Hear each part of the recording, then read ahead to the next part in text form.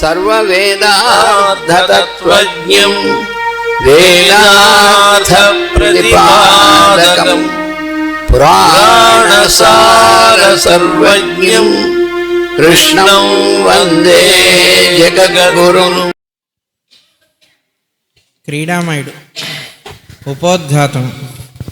ప్రణాళికలలో మానవుడు వేసుకొన్నవి దిగివచ్చినవి అని రెండు విధములుండును.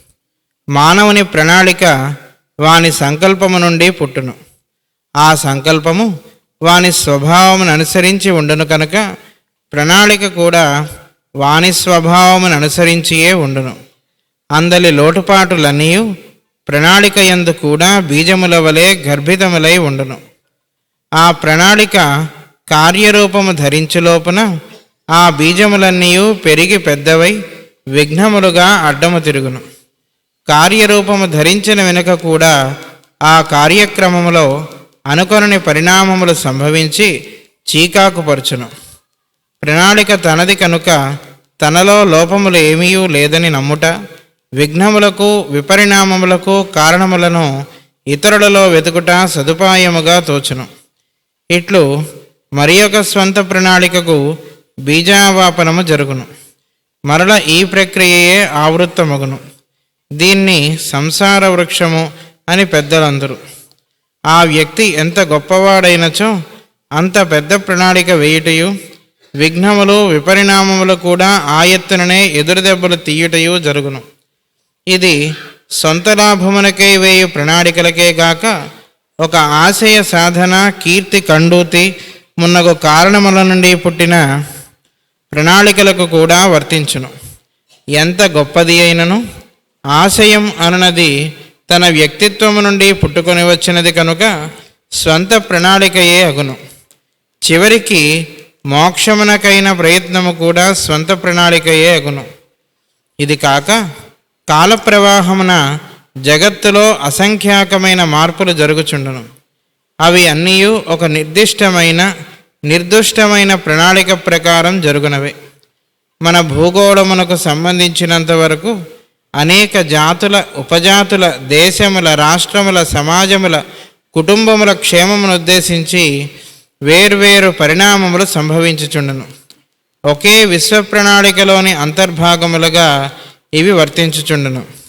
తానున్న దేశ కాల పరిస్థితులను గమనించుకొని అప్పుడు నడుచుచున్న ప్రణాళికకు తనను తాను సమర్పణ చేసుకొనవలను. అట్లు చేసుకొనగలిగిన వానికి రాబోవు ప్రణాళిక తన కర్తవ్యమునకు సంబంధించినంత వరకు తన ద్వారా దిగివచ్చును. అట్లు దిగి రానిచ్చుటకు వ్యక్తిలోని ఆవేశాత్మక, భావమయ, అహంకారాది కోశములు పరిశుద్ధములై ఉండవలను. ఇది సాధించుకొనుటయే యోగ సాధకుని పరమలక్ష్యము. ఇట్లు దిగివచ్చిన ప్రణాళికలో పొరపాటులు, వైపరీత్యములు ఉండవు. ఏ పని ఎప్పుడు, ఎంతవరకు, ఎట్లు జరగవలెనో, ఎప్పుడు ఆగవలెనో, మరలా ఎప్పుడు ఎట్లు కొనసాగవలెనో ఆ ప్రణాళికయే తనకు తాను నిర్ణయించుకొనును. వికారములు లేని హృదయముతో గమనించి తన వంతు తాను సహకరించుటయే సాధకుని కర్తవ్యం. ప్రణాళిక ఎంతయో తానే నిర్వహింపవలనని భావించుట వలన ప్రణాళిక యందు ఇముడలేకపోవుట సంభవించును. ఇట్టి వికారములు లేని యోగీశ్వరులైన సిద్ధజీవులే శ్రీకృష్ణుని అవతారము నాటి ఋషిపుంగవులు. సృష్టి లోపల వెలుపల అంతర్యామిగా ఉన్న విష్ణువు విశ్వప్రణాళికలో ఒక భాగముగా అవతారమూర్తి అయి భూమికి దిగివచ్చెను. అతడే శ్రీకృష్ణుడు. అతడితో పాటు ఒక దివ్య ప్రణాళిక కూడా భూమికి దిగివచ్చినది.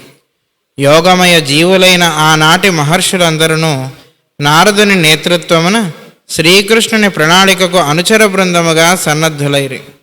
అవతారమూర్తియగు పురాణ పురుషుని జన్మమును, కంసుని మృత్యువును అశరీరవాణిగా సూచించిన వారు నారద మహర్షులే. దానివలనే దేవకీ వసుదేవులు కడగండ్ల పాలగుట, రక్షకుడైన అవతార పురుషుని రక్షించుకొనుటకు ఆనాటి పెద్దలందరూ ప్రయత్నించుట జరిగినది. అనగా కృష్ణుడు జన్మించు లోపుననే అతడు సకల జనుల హృదయములలో తిష్టవేసినాడు. సనాతనులైన సిద్ధజీవులు గోకులవాసులైన గోపీ గోపకులుగా, గోప బాలిక బాలకులుగా, గోవత్సములుగా, వృక్షలతా నికుంజములుగా పుట్టి శ్రీకృష్ణుని సాన్నిధ్యమును సంపూర్ణముగా అనుభవించిరి. తన అనుచరులతో వ్యాసుడు ఒక వంక, తన శిష్య బృందముతో సూత మహర్షి ఒక వంక, మరువు, దేవాపి మొదలైన సహచరులతో మైత్రేయులు ఒక వంక కృష్ణుని ప్రణాళికలో భాగములుగా నిర్మలములై వర్తించిరి. ఈ మొత్తము ప్రణాళికకు సూత్రధారులై నారదుడు, సనత్కుమారుడు నిర్వహించిరి. లౌకికమైన ప్రణాళికలోని ఒక భాగమును ధర్మనందనుడు కేంద్రముగా పాండవులు నిర్వర్తించిరి. సొంత ప్రణాళికల ప్రకారం ప్రవర్తించిన జరాసంధ, దుర్యోధనాదులు తమ స్వార్థము రూపమున తమ మృత్యువును, కోట్ల కొలది జీవుల మృత్యువును సాధించిరి. ఏ ప్రణాళికయు లేక, సమర్పణ బుద్ధి లేక, భక్తి విశ్వాసములు కూడా ఉండి ఉండక యాదవులు అసమర్థులై అంతరించిరి. ఈ మొత్తము వ్యూహమునకు శ్రీకృష్ణుడు కేంద్రమై అందు తాను వర్తించియు వర్తింపనివాడయ్యను. ఈ కృష్ణ కథ ఎంతయు ఒక ప్రణాళికగా మాస్టర్ గారు కులపతి ఎక్కిరాల కృష్ణమాచార్య గారి ద్వారా దిగివచ్చినది. మొదట మంద్రజాలము అను గ్రంథము మెరుపు మెరిసినట్లు మాస్టర్ గారి యందు భాషించింది. 27/1/1973 నాటి ఉదయము రచన ప్రారంభమై ఆసుధారగా సాగి 10/2/1973 నాటి సాయంత్రమునకు పూర్తి అయినది. ఇది కృష్ణ కథాఘట్టములలో చివరి ఘట్టం వలె ఉన్నది అని మాత్రమే ఆనాడు వారన్న మాట. కానీ 18/3/1979 నాటి ఉదయం మరి యొక్క గ్రంథరచనము అప్రయత్నముగానే మాస్టర్ గారు ప్రారంభించిరి. అది మంద్రజాలము తరువాతి కృష్ణ కథాఘట్టములను వర్ణించును. శ్రీకృష్ణుడు తాను శరీరమును విడవవలసిన సన్నివేశమును జగద్వ్యాప్తమైన ప్రణాళికగా రూపొందించి మైత్రేయులలోనికి తాను తేజోమూర్తిగా ప్రవేశించెను. ఇట్లు కలియుగాంతం వరకు కలిసంతరణ వ్యూహమును మైత్రేయుల ద్వారా నిర్వహించుటకు సంకల్పించెను. ఇది పురుషమేధము అను నవల. ఈ గ్రంథ రచనా సమయం నాటికి కృష్ణ కథా ప్రణాళిక మొత్తం 5 గ్రంథముల సంపుటముగా ఉండవచ్చు అని మాస్టర్ గారు భావించిరి. సంపుటములోని చివరి 2 గ్రంథములు ముందుగా వెలువరుట ఎట్లు సంభావ్యమైనదో మాస్టర్ గారికే తెలియదు. తరువాత 1980వ సంవత్సరంలో కృష్ణ కథా ప్రణాళికలోని మొదటి గ్రంథమును పురాణ పురుషుడు అను నవలగా మాస్టర్ గారు వెలువరించిరి. అప్పటికి ఈ ప్రణాళిక 7 గ్రంథముల సంపుటముగా ఉండనని మాస్టర్ గారు సూచించిరి. వారు సూచించిన గ్రంథముల వరుస ఇది: 1 పురాణ పురుషుడు, 2 క్రీడామయుడు, 3 ధర్మకాయుడు, 4 గరుడకేతనము, 5 పాంచజన్యము, 6 మంద్రజాలము, 7 పురుషమేధము. ఇందు మంద్రజాలము గ్రంథములో కృష్ణ కథా ప్రణాళిక మొత్తమునకు ప్రత్యక్షముగాను పరోక్షముగాను బీజములు నిక్షిప్తమై ఉండుట ఈ ప్రణాళిక యందలి విశిష్టత. ఆ బీజములు కృష్ణావతారమునకు నేపథ్యమున ఉన్న మొత్తము జగద్వ్యూహమును గర్భితము చేసుకున్నవి. వాని విజృంభణమగు కృష్ణుని విశ్వప్రణాళిక యొక్క దివ్య వైభవమును వర్ణించినది పురుషమేధము. దాని వెనుకనున్న దైవీ ప్రకృతి శైలపుత్రిగా పురాణ పురుషుడు గ్రంథమున దర్శనమిచ్చెను. బ్రహ్మచర్య స్వరూపమైన కుమారస్వామికిని స్త్రీలోలుని వలె కనిపించు శ్రీకృష్ణుని బ్రహ్మచర్యమునకు నడుమ ఒక చిత్రమైన సమన్వయమున్నది. ఈ దర్శనముననే శైలపుత్రి గుహలో నుండి గొనివచ్చిన 6 ఏండ్ల బాలుని రూపమున మాస్టర్ గారు సూచించిరి. ఈ సత్యమే తాము రచించిన గోదావైభవము కావ్యమున కూడా మాస్టర్ గారు సూచించిరి. దాని సమ్యక్ దర్శనమును పురుషమేధము గ్రంథమున ప్రసాదించిరి. ఎంత చెప్పినను ఈ దర్శనము ధ్యానైక గమ్యమే గాని వాచా వర్ణించుటకు సాధ్యము కానిది. 1/1/1981 నాటి రాత్రి ఈ వ్యూహమునందలి 2వ గ్రంథమును క్రీడామయుడు అను గ్రంథముగా మాస్టర్ గారు వ్రాయనారంభించిరి. పురాణ పురుషుడు గ్రంథములోని కథాబీజములపైననే తరువాతి ఈ గ్రంథము కూడా నడిచినది. సనాతన సిద్ధజీవులైన గోకులవాసులకు నాదమయ లోకమున అమృత స్థితిని ప్రసాదించుటకై శ్రీకృష్ణుడు వేణుగానము చేసనని భాగవతం వర్ణించును. సప్త నాడీమండలములతో కూడిన మానవుని వెన్నెముకయే వేణువుగా అంతర్యామి పురుషుడు సప్త వ్యాహృతులతో మంద్రగానము చేయుచుండుట సృష్టి మొదటి నుండి ఉన్నది. ఈ గానమునందు మానవుడు మేల్కాంచి అందు సమర్పణము చెందుటకు వలయు సాధనమును ఓంకారముగా వేదర్శులు దర్శించిరి. ఈ దర్శనముననే గోపబాలుర ఓంకార సాధనగా మాస్టర్ గారు ఈ గ్రంథమున ప్రసాదించారు.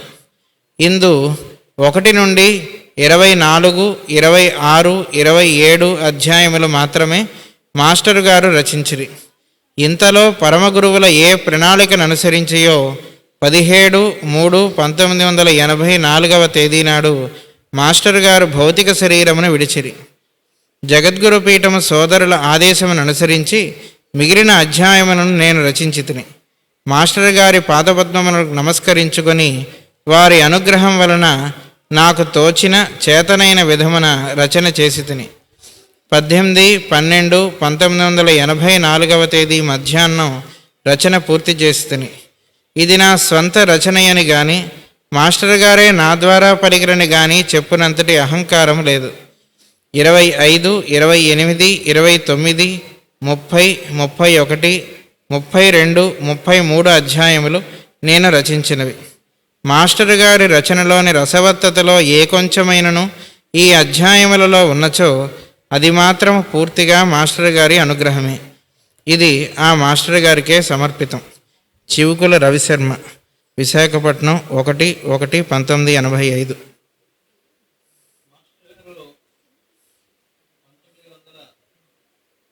మాస్టర్ గారు 1984లో దేహత్యాగం చేశారు, మార్చిలో. అప్పటికి క్రీడామయుడులోని కొన్ని అధ్యాయాలు ఆయన రాయటం జరిగింది. ఎప్పుడు కూడా ఆయన ఏ అధ్యాయం కూడా కూర్చొని పెన్ను పెట్టి రాసింది కాదు, ఏ పుస్తకం కూడా డిక్టేట్ చేయటమే. అది కూడా ఎప్పుడు ఏదొస్తే అది డిక్టేట్ చేసేవాళ్ళు. అదే ఆర్డర్లో పుస్తకంలో చాప్టర్స్ ఉండవు. ఇప్పుడు మనకు కనబడుతున్న ఒక వరుసలో పురాణ పురుషుడు కానీ అంతకుముందున్న నవలా సప్తకంలో మందరజాలం కానీ ఏవైనా ఏ వరుసలో ఉన్నాయో ఆ వరుసలో ఆయనకి రావు. ఏ దృశ్యం ఆయనకి దర్శనమిస్తే దాన్ని డిక్టేట్ చేసేవాళ్ళు. తర్వాత వాటిని మళ్ళీ కూర్పు చేసేవాళ్ళు, చూసుకుని ఓహో ఇది ఇక్కడ పెడితే బాగుంది, ఇక్కడ పెడితే అలా కథాభాగం వచ్చేది. అలా మొత్తం మీద మాస్టర్ గారు ఈ గ్రంథానికి సంబంధించిన కొన్ని చాప్టర్లు ఆయన రాశారు. అయితే దీన్ని పూర్తి చేయాలి అని అనిపించి అందరికీ సోదర బృందంలో వాళ్ళకి చివుకుల రవిశర్మ గారిని అడిగితే ఆయన ఒక 5 చాప్టర్లు రాశారు. దాంతో మొత్తం 33 చాప్టర్లుగా ఈ గ్రంథం అనేటువంటిది వెలువడింది. దీనిలో ఆ ముందు మాటని చివుకుల రవిశర్మ గారు రాశారు. ఇప్పటిదాకా ఆ ఉపోద్ఘాతాన్ని మనం చదవటం జరిగింది. దానిలో చెబుతున్నారు, ప్రణాళికలలో మానవుడు వేసుకున్నవి దిగి వచ్చినవి అని 2 విధాలు ఉంటాయిట. మనం బోలెడు ప్రణాళికలు వేసుకుంటూ ఉంటాం, ప్లాన్స్, మనకు అవి తెలుసు, అలా ఇలా అనేవో వేసుకుంటూ వస్తుంటాం. అలా మనం వేసుకునేవి కొన్ని, పైనుంచి దిగి వచ్చేవి కొన్ని ఉంటాయిట ప్రణాళికలు.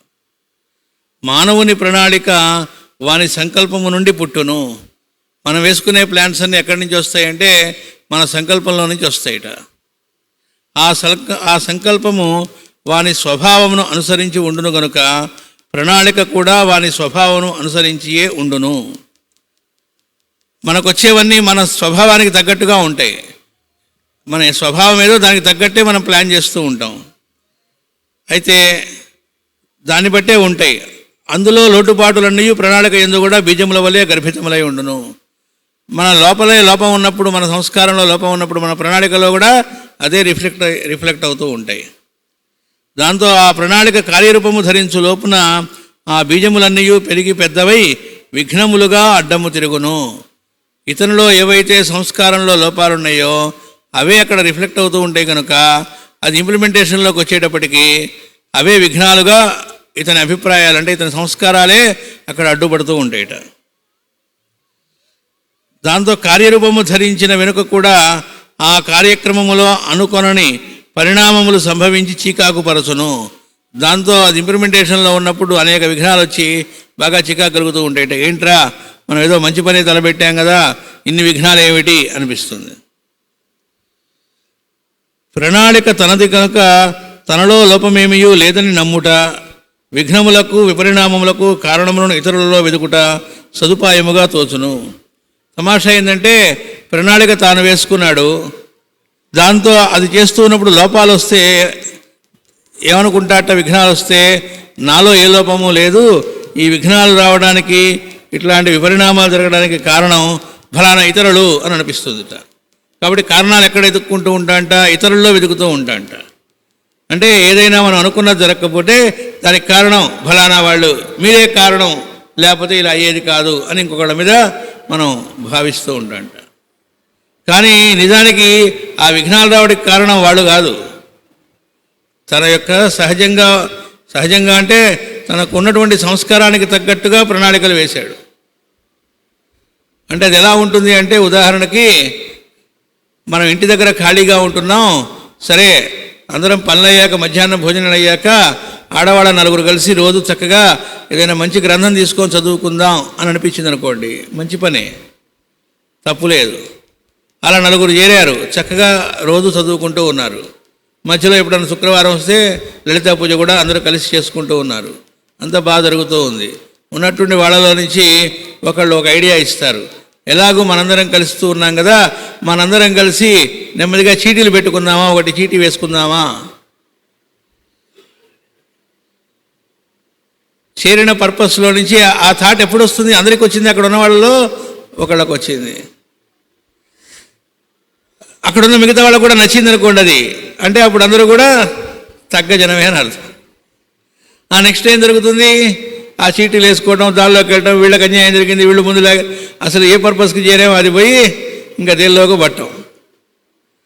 ఓసారి ఒకళ్ళు వచ్చి బుజ్జిగారిని మన డిస్పెన్సరీస్లో, ఫ్రీ డిస్పెన్సరీస్లో కూడా మొదట్లో పూర్తి ఫ్రీ అని కాకుండా ఎవరైనా అమౌంట్ కట్టగలిగిన వాళ్ళు ఉంటే వాళ్ళు కట్టవచ్చు అని పెట్టారు. ఫ్యామిలీ కార్డ్స్ అని ఉండేవి, జనరల్ కార్డు, ఫ్యామిలీ కార్డు అని. ఆ ఫ్యామిలీ కార్డు అన్నటువంటి వాళ్ళు కుటుంబానికి 6గురో ఎంతో, వాళ్ళందరికీ కలిపి ఒక కార్డు ఉంటుంది, వాళ్ళు కావాలనుకుంటే నెలకి ఇంతానికి కట్టచ్చు అని పెట్టారు. మొదట్లో 5 రూపాయలు, 10 రూపాయలు, 15 రూపాయలు, 25 రూపాయలు అలా ఉండేది.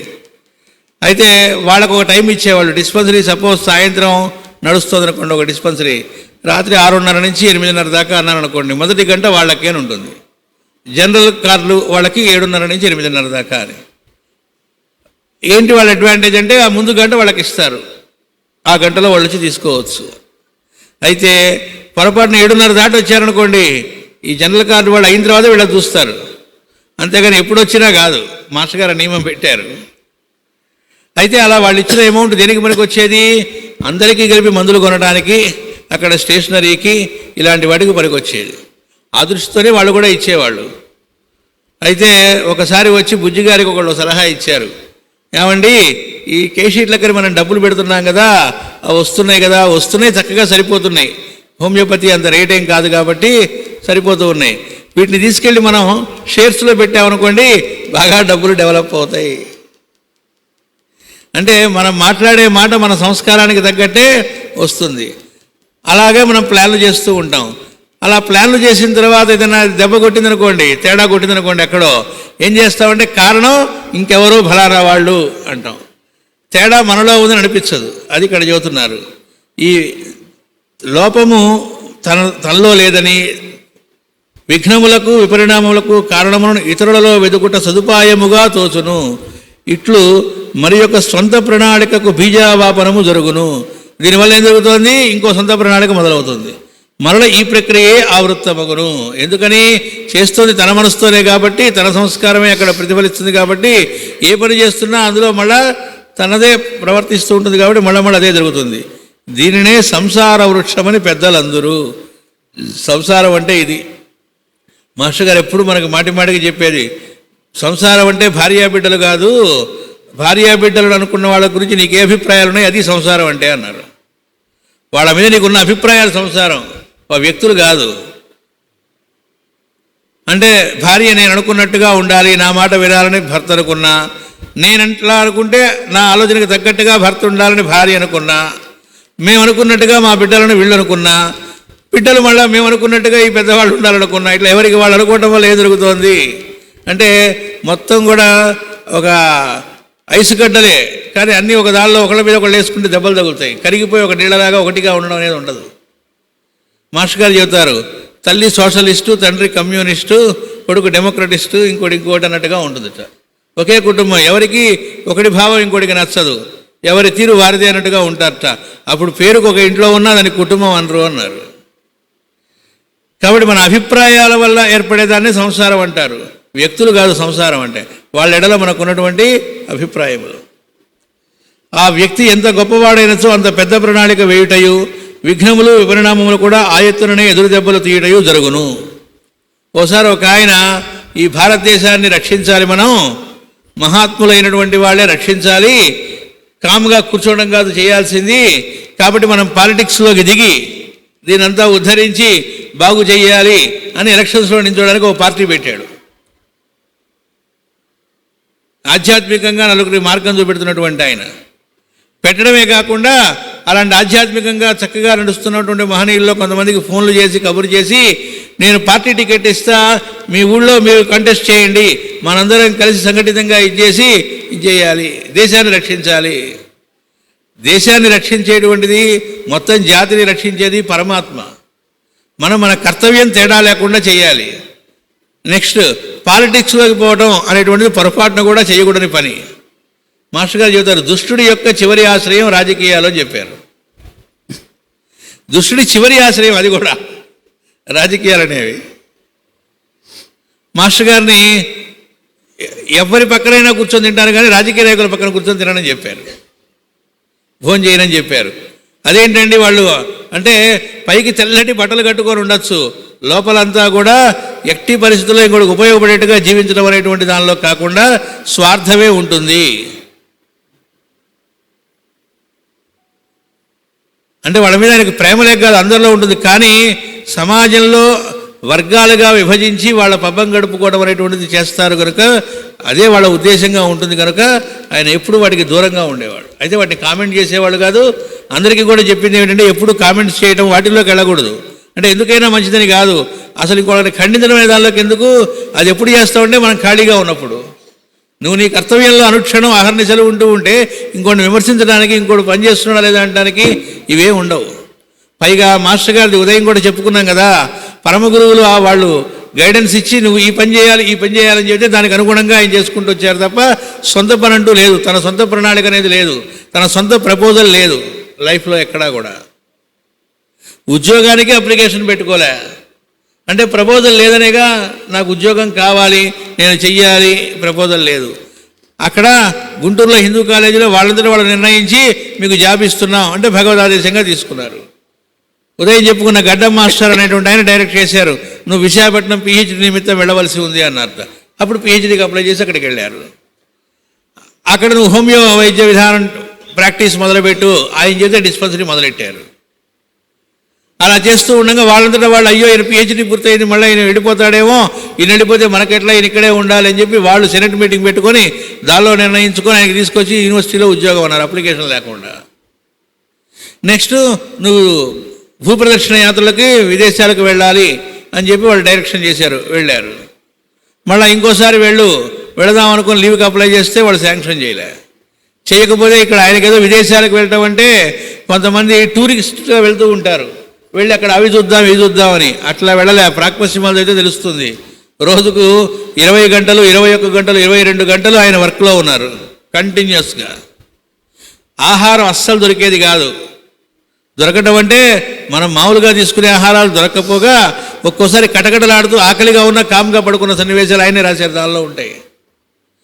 అసలు ఎంటర్ అయిన రోజునే, ఒక్క రోజులోనే ఆయన తొడల దగ్గర ఇంతలావు గడ్డలైనట. అసలు నడవటమే కష్టం, ఎట్లా తిరిగారు మరి. ఆహారం కూడా సరిగ్గా లేకుండా, నిద్రాహారాలు అంటారే రెండూ లేకుండా మ్యాక్సిమం 2 నెలల పాటు టూర్. అది ఏప్రిల్లో వెళితే జూన్ చివరి 22-23 తారీఖుల దాకా. ఇంకా లాస్ట్ ఇంకా రేపు బయలుదేరదారణంగా ఇటలీలో ఆయన ప్రసంగం చేస్తూ ఉంటే ఆ గడ్డ పగిలి మొత్తం రక్తంతో తడిసిపోయింది ఆ లొంగి. ఆయన వాళ్ళని మాటలతో జోక్స్లో అలా కట్టిపడేసి మంత్రముగ్ధులు చేసి కాముగా లోపలికి వెళ్ళిపోయి బట్ట మార్చుకొని కూర్చున్నారు. వాళ్ళ దేహం మొత్తం కర్పూరాయుత చైతన్యం అని ఎత్తిందులో వారు ఉరికినే అనలే. అది ఎంజాయ్ చేయడానికి కాదు వెళ్ళింది వాళ్ళు. అంటే ఎంజాయ్ అంటే మనం అనుకునేటువంటి లోకంలో అందరూ అనుకునేది అట్లా కాదు, వాళ్ళు తిరిగి వెళ్ళింది. అంటే అలా వెళ్ళమని ఆయన ఆజ్ఞాపిస్తే హాయిగా ప్రొఫెసర్ జాబ్ చేసుకుంటూ ఊళ్ళో ఉండక ఇదంతా తిరగటం ఏమిటి అనుకోలే, వెళ్ళమన్నారు. వాళ్ళు లీవ్ ఇవ్వలేదు, జాబ్ మానేశారు. ఎందుకు? గురువు గారు వెళ్ళాలి అన్నారు కదా, వెళ్ళటమే. ఏమంటే మీరు వెళ్ళమన్నారు కానీ మరి జాబ్ ఇక్కడ పోతుంది, పోయేట్టయితే మరి నాకు పిల్లలు ఉన్నారు, 6 పిల్లలు, కుటుంబం ఎట్లా? అభిప్రాయము రాదు, గురువు ఏం చెబితే అది చేయటమే. మరి అట్లయితే ఎట్లా అండి అంటే ఇంకా అది నిజమైన సరెండర్ కాదు. రాముడికి ఏ ప్రపోజల్ లేదు, కృష్ణుడికి ఏ ప్రపోజల్ లేదని మాస్టర్ గారు అనేక పర్యాయాలు చెప్పారు. జీవితంలో ఏ ఇన్సిడెంట్లోనూ వాళ్ళకి ఏ రకమైనటువంటి ఇవి లేవు. అసలు అవతారంగా దిగి వచ్చేటప్పుడు కూడా నువ్వు రావాల్సింది, అవతారమూర్తిగా దిగి రావాల్సిందని, రావుడిగా రావాల్సింది, అదిగో దశరథుడు అన్నాడు, ఆయన కుమారుడుగా పుట్టవలసింది అని ఎక్కడ పుట్టాలో కూడా వాళ్ళే చెప్పారు. ప్రతిసారి దేవతలు ఋషులు అందరూ కలిసి మొరబెట్టుకుంటే ఆయన భూమికి దిగి వచ్చాడు అవతారమూర్తిగా. అడవికి నేను వెళతానని ఆయన ప్రపోజ్ చేయలే, లేదా తాటగిరి దంపుతానని ఆయన ప్రపోజ్ చేయలే, రాక్షసులు సంహరిస్తానని ఆయన ప్రపోజ్ చేయలే. మాకు ఇబ్బందిగా ఉందని దండకారణ్యంలో మునులందరూ చెప్తే వాళ్ళ కోసం ఆయన అక్కడ చేశాడు, సంహరించాడు. అది కూడా ఇప్పుడు మీరు అడక్కముందే నేను రాజుగా పట్టించుకొని ఇవి చేయాలి, మీరు అడిగిన తర్వాత కూడా చేయకపోతే ఎట్లా, ఖచ్చితంగా నేను చేస్తానని ప్రతిజ్ఞ చేశాడు ఆయన. అలా వాళ్ళ లైఫ్ కనుక చూస్తే రాముడిగా కృష్ణుడిగా వచ్చినప్పుడు ఏది వాళ్ళ సొంత ప్రపోజల్స్ లేవు పరమాత్మకి భూమి మీద. అంటే మనం ఎట్లా ఉండాలో చెప్పడానికి సొంత ప్రణాళికలు ఏమీ లేవు. కాబట్టి ఏదైనా ప్రణాళిక అనుకున్నట్టు జరగలేదనుకోండి, వాళ్ళకి డిసప్పాయింట్మెంట్ ఉండదు. మిథిల అనేటువంటిది ఒకటి ఆయన సూచించారు. ఎవరి కోసం? ఆయన లాభం కోసం సూచించింది.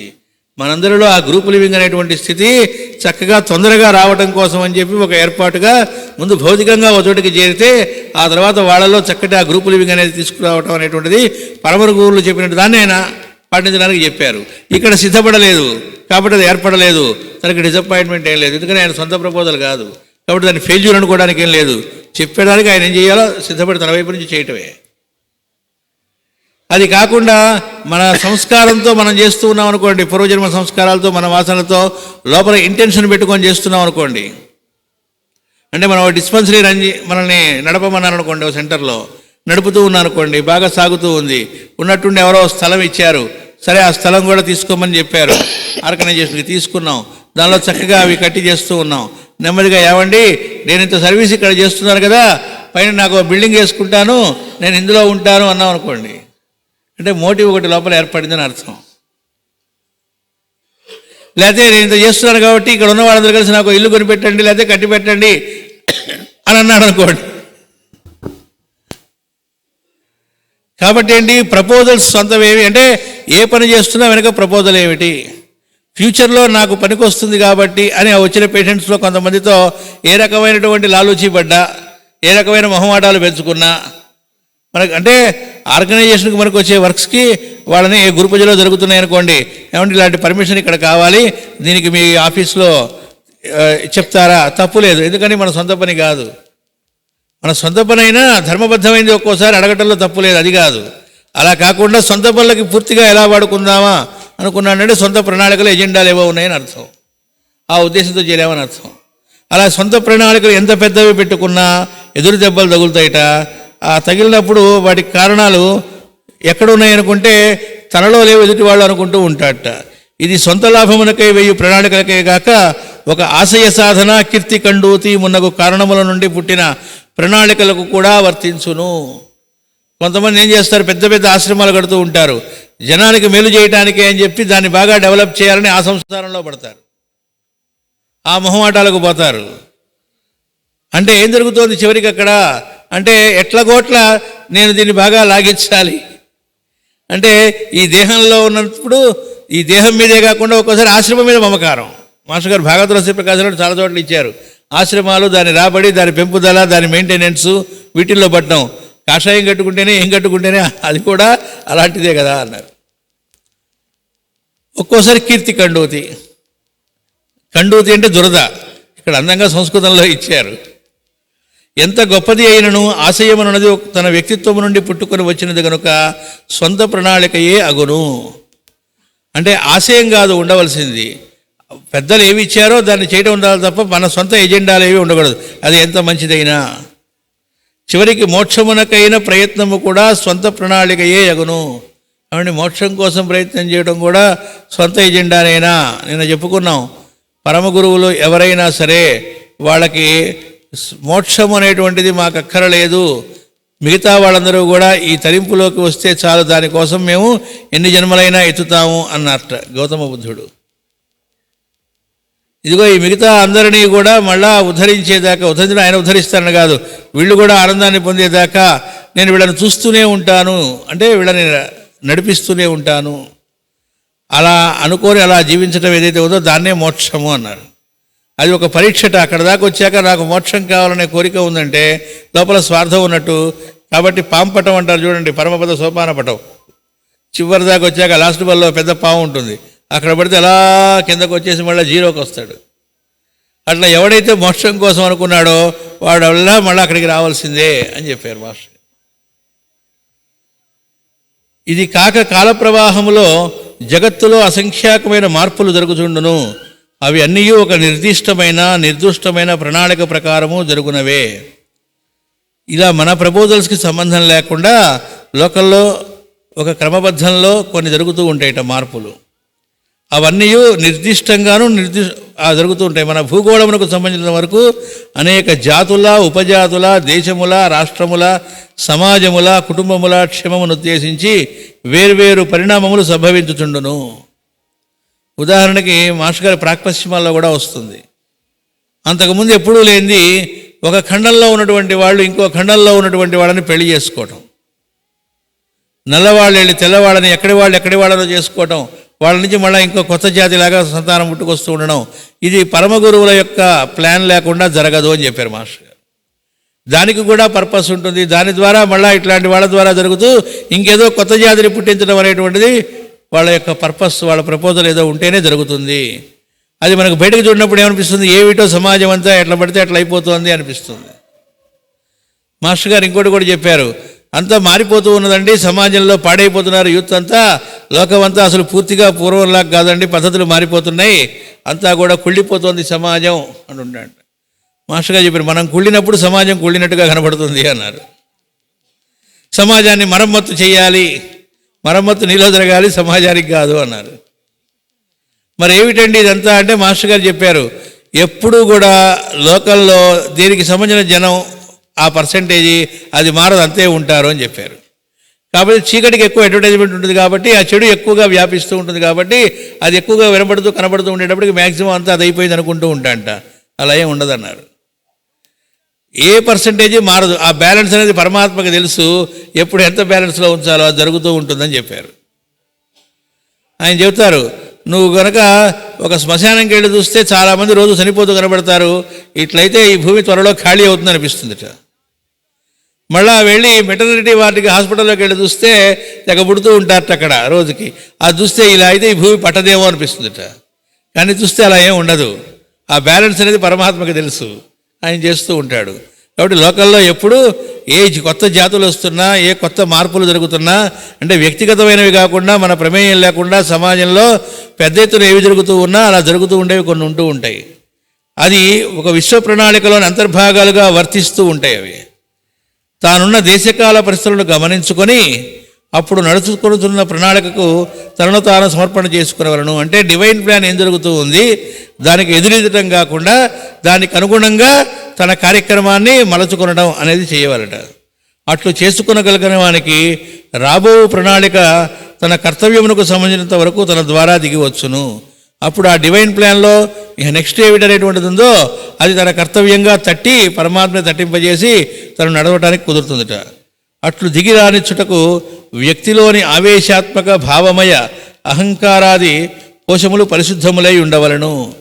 అలా వీళ్ళకి ఆ రకమైన భవిష్యత్తుకు సంబంధించినటువంటిది తట్టి కర్తవ్యం చేయాలిట. అంటే వీళ్ళలో ఎమోషనల్ ప్లేన్లో ఉన్నవన్నీ జీరో అవ్వాలి, ఆ ఆవేశాత్మకం అంతా తగ్గాలి.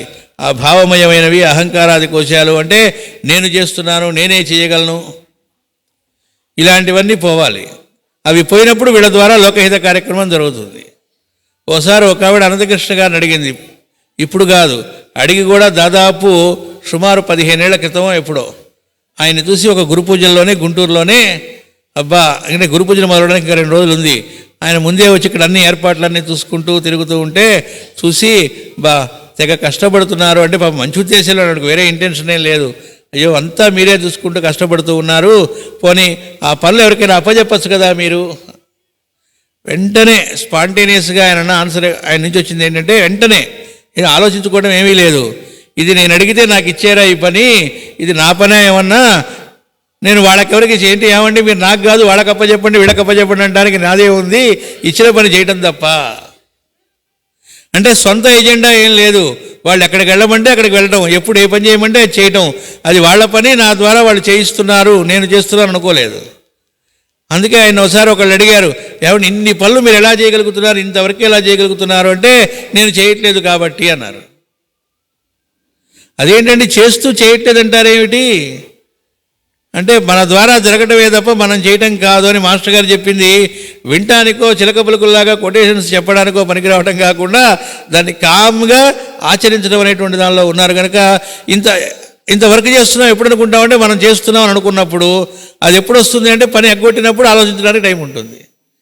ఊపిరి ఆడకుండా ఎప్పుడు పనిలోనే ఉన్నాం అనుకోండి, ఊపిరి ఆడటమేనే కాదు ఎప్పుడు హాయిగా పనిలోనే ఉన్నాం అనుకోండి. మాస్టర్ గారు చెబుతారు, మరి రెస్ట్ అంటే ఏమిటండి అంటే, ఒక పనిలో నుంచి ఇంకో పనిలోకి మారటమే రెస్ట్ అన్నారు ఈకే గారు. అది అనుభవించిన వాళ్ళకే అర్థమవుతుంది, అనుభూతిలో తెలియాల్సింది తప్ప అది లాజిక్కి రీజనింగ్కి అందేది కాదు. అలా అప్పుడు తడతాయిట, ఎప్పుడు ఇవి జరుగుతాయి, మనలో ఆవేశం అంతా నిల్లైనప్పుడు, మనదంటూ ప్రపోజల్ ఏం లేనప్పుడు, నేను చేస్తున్నానటువంటి భావన ఏమాత్రమూ లేనప్పుడు, అలా మనలోని కోశాలు పరిశుద్ధమైనప్పుడు మాత్రమే ఆ భగవంతుడి యొక్క ప్రణాళిక, విశ్వ ప్రణాళిక ఏదైతే ఉందో దానికి ట్యూనై మనం ఉంటాం. అప్పుడు మనకి ఆ దానిలో కర్తవ్యాలు మనం ఏం చేస్తే మంచిదనేటువంటిది మనకి తట్టింపజేస్తూ ఉంటారు. ఇట్లు దిగి వచ్చిన ప్రణాళికలో పొరపాటులు వైపరీత్యములు ఉండవు. ఎందుకు? తన ప్రపోజల్ కాదు కదా, పైనుంచి వచ్చింది కదా, పరమాత్మ నుంచి వచ్చినటువంటి దానిలో విశ్వ ప్రణాళికలో పొరపాట్లకి వైపరీత్యాలకి తావే లేదు. ఏ పని ఎప్పుడు ఎంతవరకు ఎట్లు జరగవలనో, ఎప్పుడు ఆగవలనో, మరల ఎప్పుడు ఎట్లు కొనసాగవలనో ఆ ప్రణాళికయే తనకు తాను నిర్ణయించుకొనును. డిస్పెన్సరీ స్టార్ట్ చేయమని ప్రపోజల్ తనది కాదు.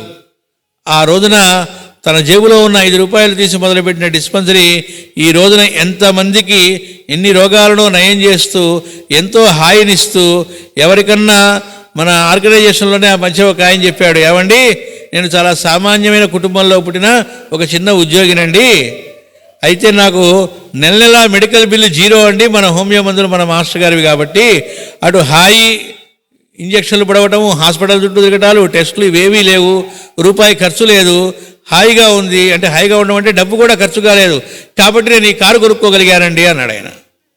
అంటే ఇక్కడ కారు కొనుక్కోవడం కోసమని కాదు, అంటే చిన్న ఎగ్జాంపుల్ అది. ఏ టెన్షన్స్ లేవు, మిగతా వాళ్ళు బయట వాళ్ళ ఆస్తులు చాలా కరిగిపోతూ ఉంటాయి. లేకపోతే ఒక కరోనా వచ్చింది, ఎంతమంది భయపడ్డాం, ఏమన్నా భయం ఉందా? ఇంకా మిగతా వాళ్ళు హాస్పిటల్లో పూసుకుంటే మనం ఓపెన్ చేసి చక్కగా మందులు ఇవ్వగలిగాం. అలాంటి వాళ్ళని కూడా ఇంకా శ్రద్ధ మాస్టర్ గారు ఆ అవకాశాన్ని ఇచ్చారు. తెరవండి అంటే శుభ్రంగా సంతోషంగా డిస్పెన్సరీస్ తెరిచి రన్ చేయగలిగాం, ఇంక నలుగురు ఉపయోగపడేటట్టుగా. అంటే ఒక నది పుట్టుకలాగా డిస్పెన్సరీ స్టార్ట్ అయినప్పుడు ఎలా మొదలైంది, ఈ రోజున ఎక్కడికి వెళ్ళింది, ఇదంతా ఎక్కడైనా పెద్ద పెద్ద ప్లాన్లు వేసి పథకాలు వేసి మొదలుపెట్టారా? మాస్టర్ గారు చెబుతారు, పెద్ద పెద్ద పథకాలు వేసి మొదలుపెట్టి హడావుడి చేసేవేవి తర్వాత ఉండవు. ఎప్పుడైనా ఒక నది పుట్టుకలాగే ఉంటుందిట. మహాకార్యాలన్నీ కూడా మొదలు చాలా చిన్నవిగా మొదలవుతాయిట. ఎందుకని? పరమాత్మ ప్రపోజల్ అది, ఆయన నుంచి వచ్చింది, వీళ్ళు ఇంప్లిమెంట్ చేస్తారు. ఆ ఇంప్లిమెంటేషన్లో నాది అనే భావన రానంతకాలం అద్భుతంగా కొనసాగుతూ ఉంటాయిట.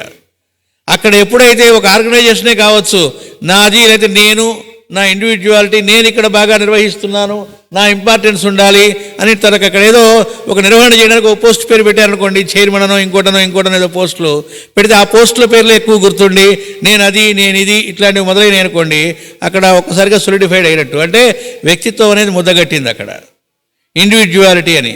అలాంటి వాళ్ళు ఎక్కువ మంది అయ్యారనుకోండి, ఆర్గనైజేషన్ ఏమవుతుంది, ఉండదు అని చెప్పారు మాస్టర్ గారు. క్యాలెండర్లో పేజీలాగా చించి అవతల బారేయటమే అని చెప్పారు. అదేంటండి అంటే ఇవి పోతాయి, కార్యక్రమం ఆగదు. అంటే క్యాలెండర్ చించేస్తే సంవత్సరం ఆగుతుందా? మన ఇంట్లో క్యాలెండర్ చించేస్తే 2026 ఆగిపోతుందా? అది ఎలా ఆగదో వాడి వర్క్ ఆగదు. వీడు నిద్రపోయాడని అర్థం, వీడి దగ్గర మూసుకుపోయిన ద్వారాలు, వీడు ఆ భాగ్యంలోంచి బయట దూరంగా వెళ్ళిపోయాడని అర్థం. కాబట్టి అక్కడెక్కడ లోపాలు ఉండవు, అది ఎప్పుడు ఆగటం ఉండదు ఆ ప్రణాళిక. కారణం ఏంటో చెబుతున్నారు దానికి. వికారములు లేని హృదయముతో గమనించి తన వంతు తాను సహకరించుటయే సాధకుని కర్తవ్యము. ఏ వికారాలకు లోను కాకుండా గురువు లేకపోతే పెద్దలు ఏం చెప్పారో ఆ కర్తవ్యాన్ని చేయటమే తన పనిట. దానికి సహకరించటం ఆ ప్రణాళికకి. ప్రణాళిక ఎంతయు తానే నిర్వహింపాలని భావించడం వలన ప్రణాళిక ఎందు ఇమడలేకపోవడం సంభవించును. మళ్ళీ దానిలో కూడా నేను మాత్రమే చెయ్యాలి, మొత్తం నేనే చేసి చూడండి ఈయన మొత్తం ఎట్లా చేశాడో, ఈయన ఒక్కడే చేసేట ఇదంతా, లేకపోతే నేనే ఇదంతా చేశాను అనిపించుకోవాలనే దురద ఉందిట అంటే మళ్ళీ పడతాడని అర్థం. అందుకే మాస్టర్ గారు ఎప్పుడు ఏం చెప్పారు? వర్క్ షేరింగ్ అన్నారు. వాళ్ళకి చేత కాదండి, తప్పులు చేస్తారు, చెయ్యనివ్వు అన్నారు. ముందు చెయ్యని, తర్వాత చేస్తేనే అలవాటు పడతారు. మొదటి రోజే పర్ఫెక్ట్ అవ్వాలనుకుంటే ఎట్లా? కాబట్టి ఆ షేరింగ్ నేనే చేయాలనేటువంటి దానిలో ఉండకూడదు. ఇట్టి వికారము లేని యోగీశ్వరుడైన సిద్ధజీవులే శ్రీకృష్ణుని అవతారము నాటి ఋషి పుంగవులు. దీని తర్వాత ఏంటనేటువంటిది సమయం, అంటే తర్వాతి పారాగ్రాఫ్ మళ్ళీ మొదలుపెట్టడానికి పెద్దగా సమయం లేదు కాబట్టి